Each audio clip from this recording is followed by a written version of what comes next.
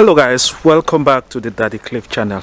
Today let's talk about some important points. Let's say about 5 points that you must take into consideration when applying for the Global Korea Scholarship. Sorry, right now I'm in Tokyo, Japan. This is not South Korea, so Japan is different from South Korea. In South Korea you'll find a lot of story buildings everywhere and the building structures are different compared to Japan, but it doesn't mean Korea is way beautiful than Japan. They are all beautiful countries. So let's talk about some important points that you have to take into account when applying for the Global Korea Scholarship. The first and most important point is your letter of recommendation. The person who is going to give you your letter of recommendation should be somebody that really knows you. I would prefer that you get a letter of recommendation from your past professors. That is for those who would be applying for a graduate program, be it a master or a PhD. Get a letter of recommendation from a professor, if possible somebody with whom you've worked closely. Maybe you were able to write articles when you were studying. When you were writing those articles, the person was in charge of reviewing and maybe directing you on what to write or how to go about writing your articles. Or maybe when you were writing a thesis, the person was in charge of supervising your thesis, so it should probably come from your thesis supervisor. If you can get a letter of recommendation from somebody who really knows your academic writings, it will really help in your application. Don't just get a letter of recommendation from any person who cannot testify your academic writings. It's very important that you get a letter of recommendation from somebody who really knows your academic background. They can testify to your academic background. But it is also important for you to note that professors or university lecturers go through a lot of students, so it might be difficult for them to kind of remember your past academic work unless you were maybe their TA or something, like you had like a really close relationship with them to the point where they will never forget you until they die. Let's say you were the top student in their class, but it is always nice to always remind them about certain points about you. Like try to refresh their memory when you contact them for them to provide you a letter of recommendation. Try to tell them what you did while you were their student so that they can like kind of remember and write those positive things about you. It is always nice to remind them because it is a key document. Remember, when you fill out the different application forms, you are actually trying to inform the people who will give you the scholarship, tell them who you are. But they cannot really believe you because maybe you're telling a lie. So it's always nice to get a good letter of recommendation from somebody who would be testifying your academic abilities. So that person can only be somebody who taught you in class, like your professor. If they can give you a good letter of recommendation that actually highlights your strengths, talks a lot of positive things about you, it will really help in your application. So take note of letter of recommendation. But if you've graduated and you are already working, get a letter of recommendation from your employer. Let them write a letter of recommendation and then highlight your work abilities. It will equally help you. Take into account the fact that the person who is going to give you a letter of recommendation is very important in the success of your application. The second point is your academic background.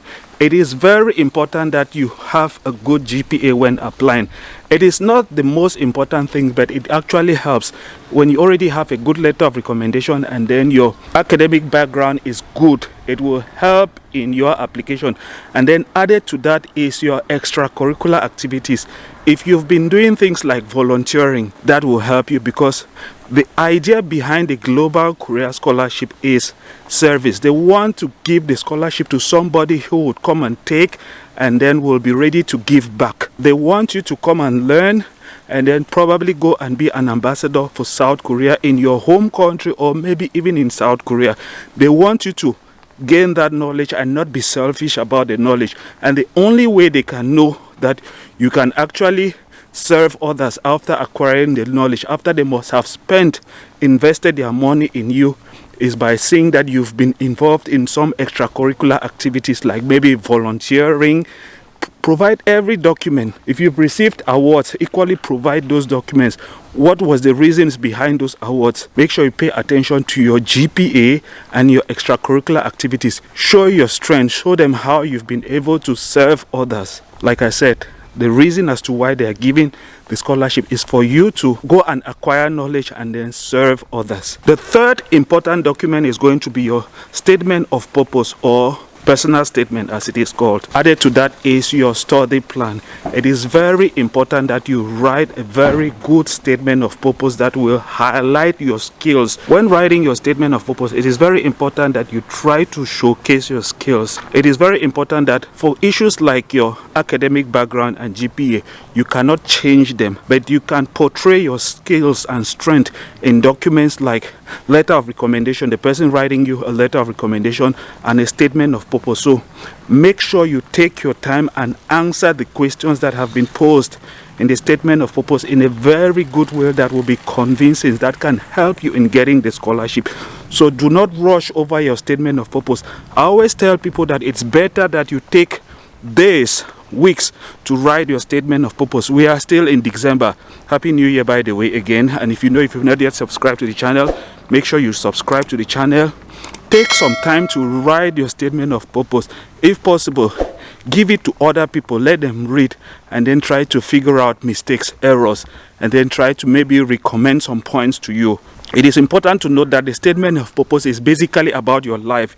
It is you telling them about your life, telling them about the challenges that you faced in life and how you were able to overcome those challenges. Do not rush over your statement of purpose or personal statement. Take time, write it well, and try to let it shine the light on you. If you already have a good letter of recommendation, which is somebody else talking about you, and now the statement of purpose is you trying to tell them who you are, they would like, if it matches, if both documents are good, then you stand a better chance of getting the scholarship. You also have your study plan. Your study plan is basically you breaking down your semesters, showing that you've already planned yourself, you've already pondered over how you come to South Korea, and then make sure you graduate and complete the program without any complication. So you breaking down your semesters into pieces, telling them how you would go about learning Korean language for a period of time that has been indicated, which is 1 year. You should be able to come out with a good plan as to how you'll be able to learn for that period of 1 year and then transition to your degree program.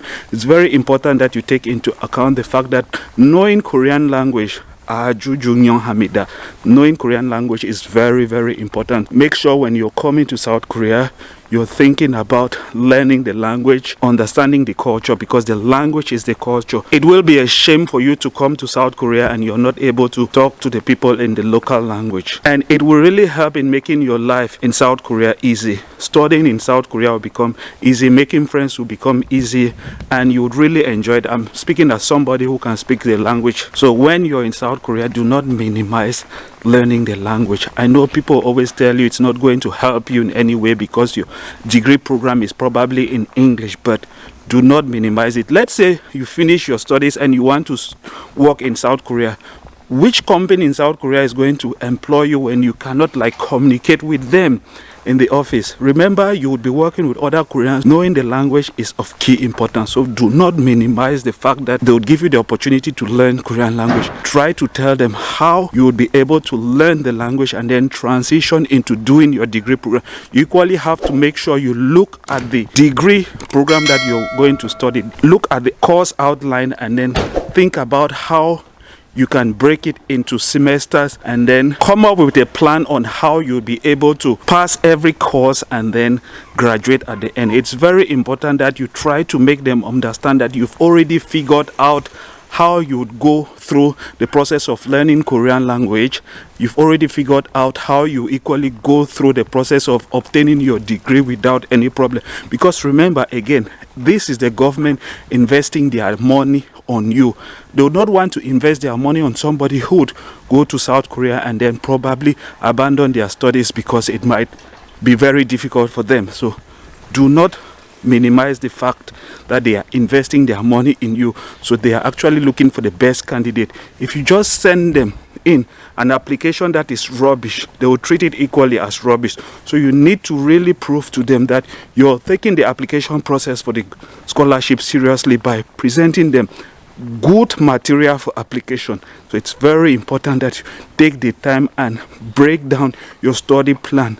into pieces, into semester, and that can only happen by you looking at the course outline or the majors outline, the different courses that are available, and how you go about learning during the different semesters and then graduate. I'll end the video here. I think this video has been too long, but I'll talk again more on letter of recommendation. I'll explain the number of letters of recommendation and how it must be submitted, because I still keep on getting questions about the letter of recommendation, the number of letter of recommendations, how to put them in the different envelope. I'll try to explain it in another video by actually putting the letters of recommendation in the different envelopes so that you can like see it and then understand.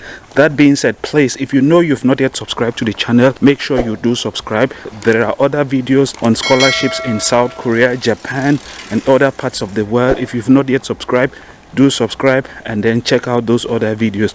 You might not be able to get a scholarship to study in South Korea, but probably you might be able to get a scholarship to study maybe in the UK, Australia, New Zealand, any other part of the world, or maybe even in Japan. So take the opportunity and apply. Try your chances in other places, not just in South Korea. Again, make sure you subscribe, and I will see you in the next video. Bye bye.